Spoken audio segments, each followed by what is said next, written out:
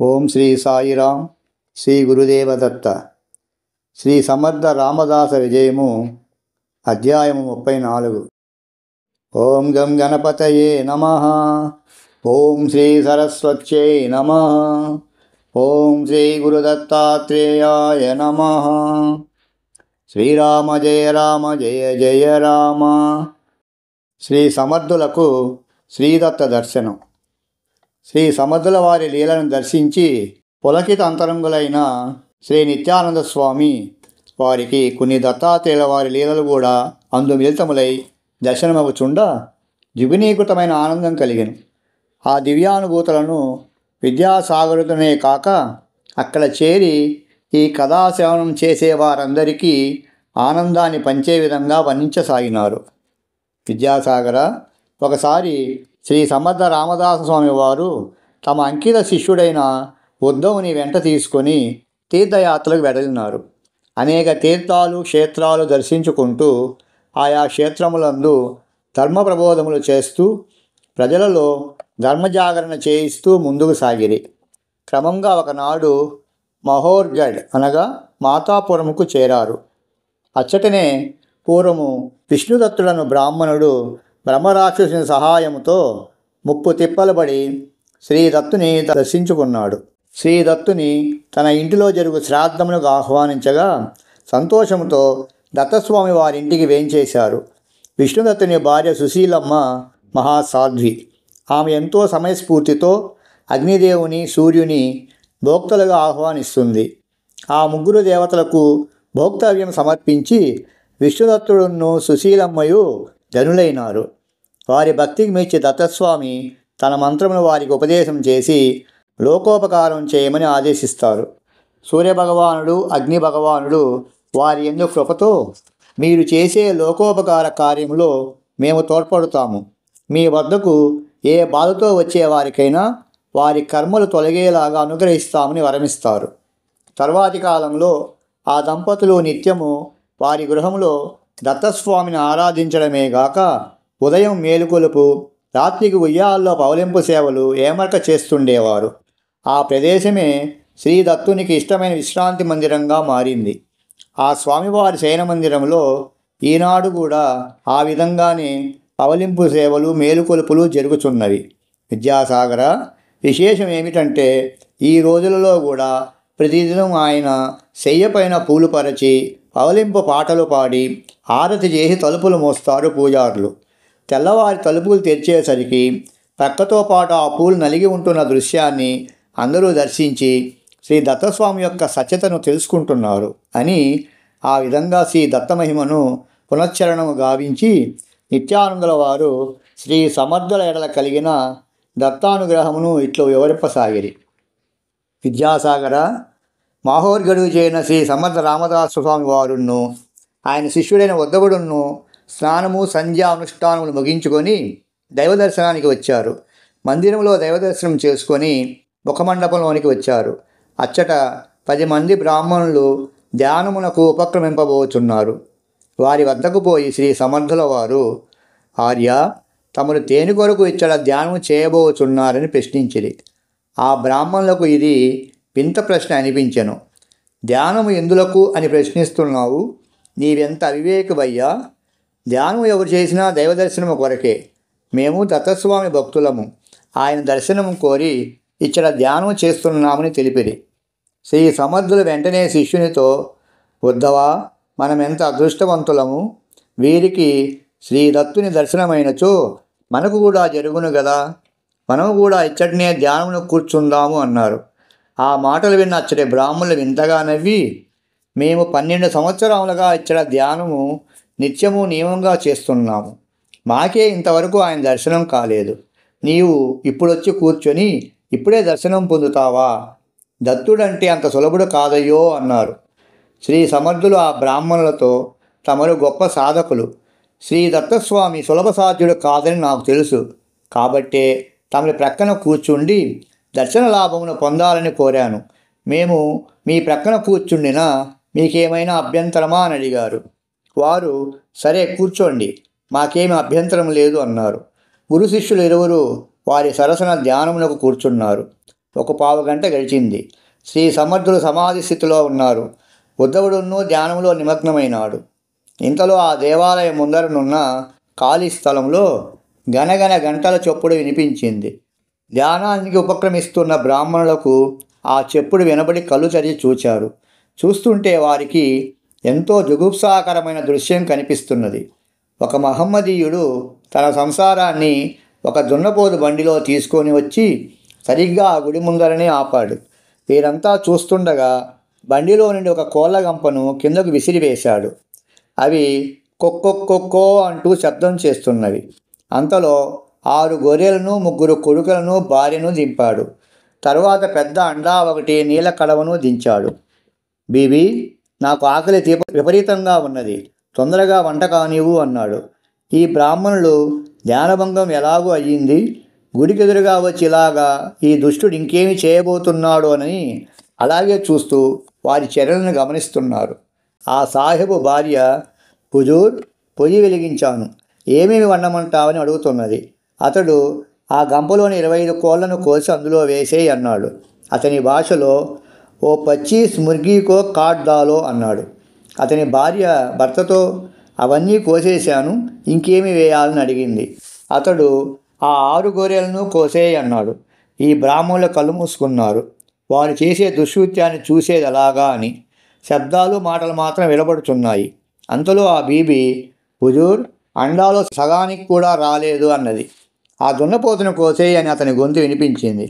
మరి కొంచెం సేపటికి, హుజూర్, ఇంకా అండా నిండలేదు అని భార్య చెప్పింది. భర్త, సరే, ఆ పిల్లలు 3 కోసి అందులో పడే అని సమాధానం చెప్పేసరికి ఇక్కడ కూర్చొని ఈ మాటలు వింటున్న బ్రాహ్మణులందరికీ ఒళ్ళు జలధరించింది. ఇప్పటి కనుక వీళ్ళు నోరు లేని జీవాలను వధించారు.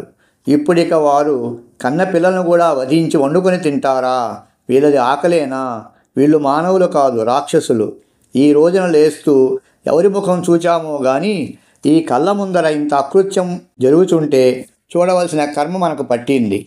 అతవిది ఎంత దుర్మార్గం, వీళ్ళవి పొట్టలు కావేమో అని ఒకరు, చెరువులై ఉంటాయని ఒకరు మాట్లాడుకుంటూ కళ్ళకు చేతులు అడ్డం పెట్టుకున్నారు. అంతలో మళ్ళీ ఆ బీబీ కంఠధ్వని, జీ హుజూర్, పిల్లల్ని కోసేసిన అండా నిండలేదు, ఏమి చేయమంటావు అంది. అతను వెంటనే, ఏ బొమ్మనుకో కాడ్దాలో అరుగో ఆ బ్రాహ్మణులందరినీ కోసివేసి అని ఆజ్ఞాపించాడు.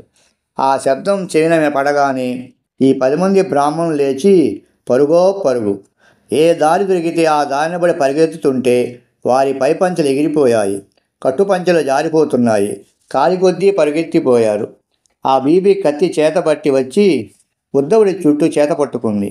ఇంతసేపటి నుండి ఈ సంభాషణ ఉద్ధవుడు కూడా వింటూనే ఉన్నాడు. తనను చంపడానికి ఆమె వస్తుందని కళ్ళు మూసుకునే ఊహించాడు. అయినా నా గురుదేవుడు సమర్థులు దగ్గరుండగా నాకేమీ భయం, చంపినా బ్రతికించగల మృత్యుంజయులు నా అండనుండగా ఎవరైనా నన్నేమీ చేయగలని భావించి ధైర్యంతో కూర్చున్నాడు. అంతలో రామదాస అని మృదుమధుర కంఠస్వరం వినవచ్చింది.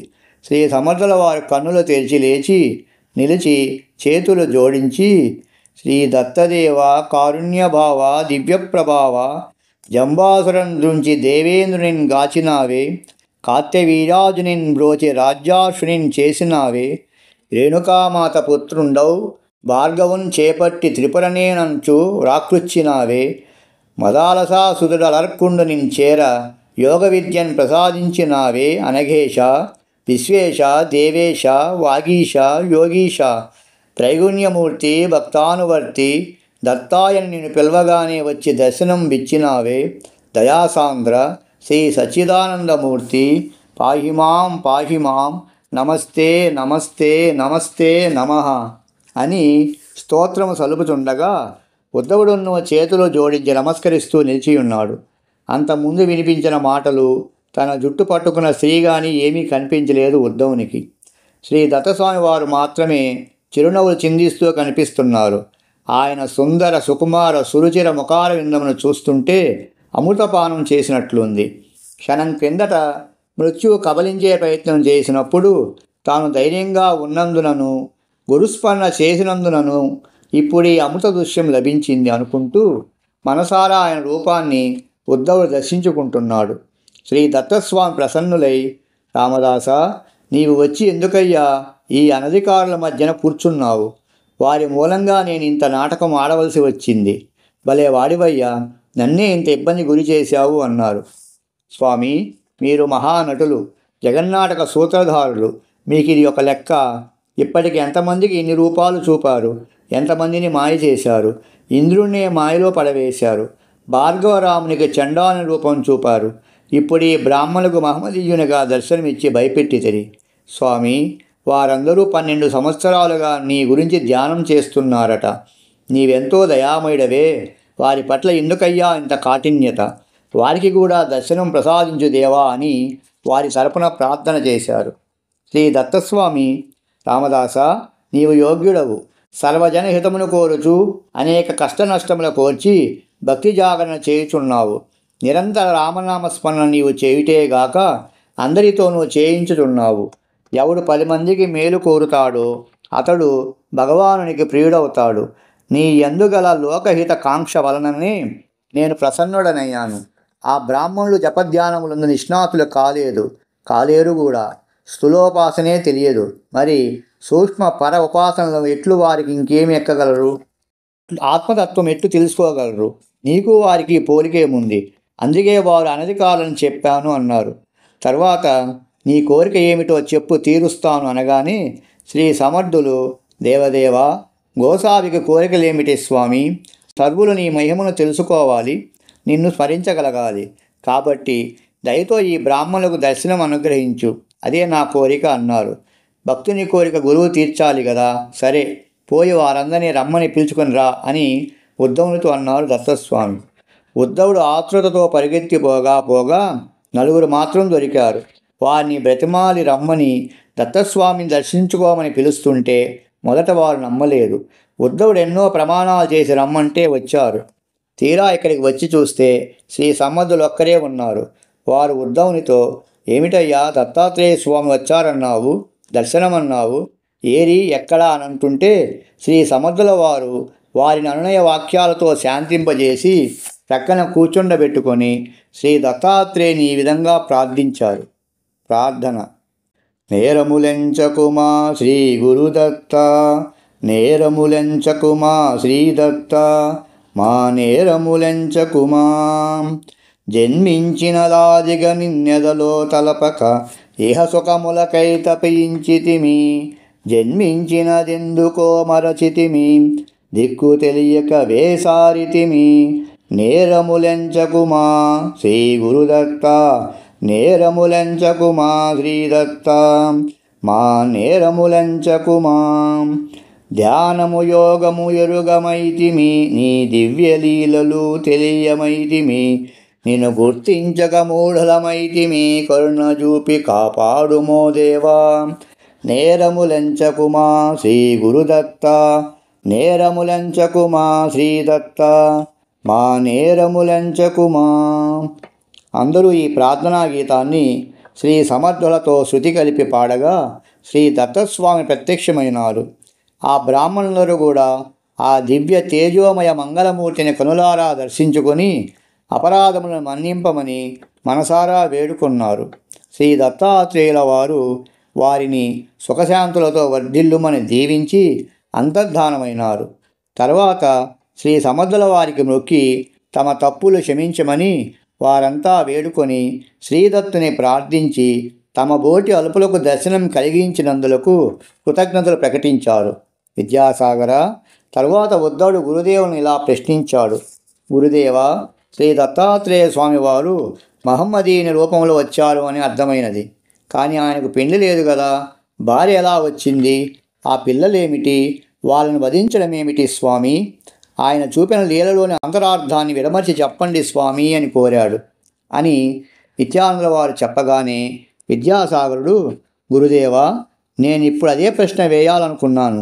తమరేమో ఉద్ధవుడు కోరాని చెప్తున్నారు.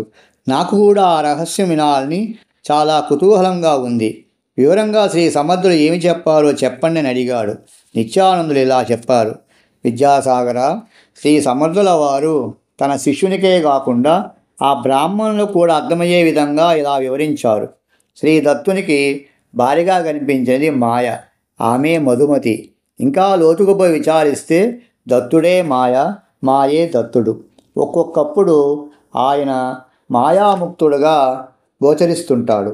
పరమభక్తులు ఆయన్ను మాయాయుక్త రూపంగా, సచ్చిదానంద స్వరూపంగా దర్శిస్తుంటారు. మామూలు భక్తులు ఈ మాయను తెలుసుకోలేరు. ఆమె అధ్యక్షతన ఈ సృష్టి అంతయు జరుగుతున్నది. ఈ విశ్వములోని అన్ని రూపాలు, నామాలు ఆ పరబ్రహ్మ దత్తుడివే. ఆమెను వంట చేయమని పురమాయించుట అనగా ఆ మాయ క్రియ ద్వారా చూచేవారులకు ఆధ్యాత్మిక ఆహారమును అందించుట. అది ఎట్లనగా మన ఎదుట ఒక పాత్ర, ఆ పాత్రయే ఈ శరీరము. 25 కోళ్ళు 25 తత్వములకు సంకేతము. పంచభూతములు, పంచకర్మేంద్రియాలు, పంచ జ్ఞానేంద్రియాలు, పంచ ప్రాణములు, పంచ తన్మాత్రలు. 6 గొర్రెలు అరిషడ్వర్గములు. కామ, క్రోధ, లోభ, మోహ, మద, మాత్సర్యములు. దున్నపోతు అహంకారమునకు సంకేతము. 3 సంతానము సత్వరజస్తమో గుణములు. ఇంతవరకు అర్థమయ్యేది కదా.